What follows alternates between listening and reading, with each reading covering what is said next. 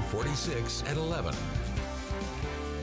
Good evening. Tense moments in our nation's capital at Lafayette Square outside of the White House. Protesters attempted to bring down the statue of Andrew Jackson that was commissioned in 1947. It's not the only one being targeted as statues of historical figures across the country are brought down. Now a plaque on the Central Coast won't be replaced after being removed. Good evening, everyone. Thanks for joining us. I'm Veronica Macias. Tensions over race are the driving force here. Many of these historical figures seen as symbols of colonization and slavery. KION's Shannon Longworth live for us in Monterey, where the city has taken a definitive stance on this matter. Shannon? Veronica, about a week ago, a plaque here honoring a Confederate general outside Colton Hall was dismantled, and now the city says they're not replacing it. We have the state seal in front of Colton Hall, and we don't need to celebrate the designer of that seal. People in Monterey are questioning the presence of historical monuments in the city.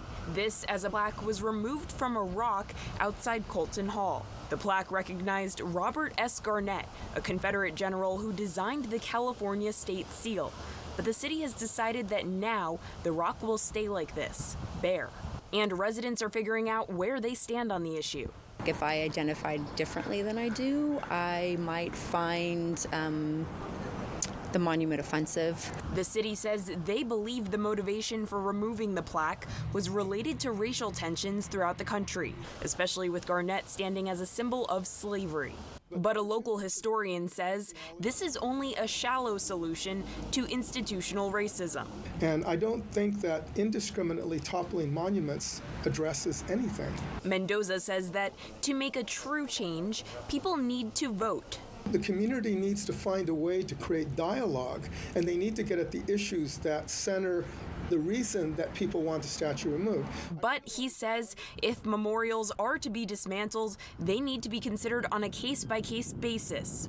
For example, he says that in his studies, Junipero Serra might not be deserving of the reputation he's gotten on social media, and his statue should not be torn down. He actually came here believing that he could make a difference for Native peoples.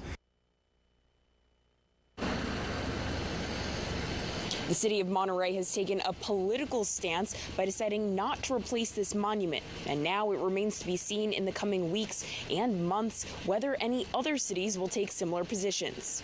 In Monterey, Shannon Longworth, KION News Channel 546.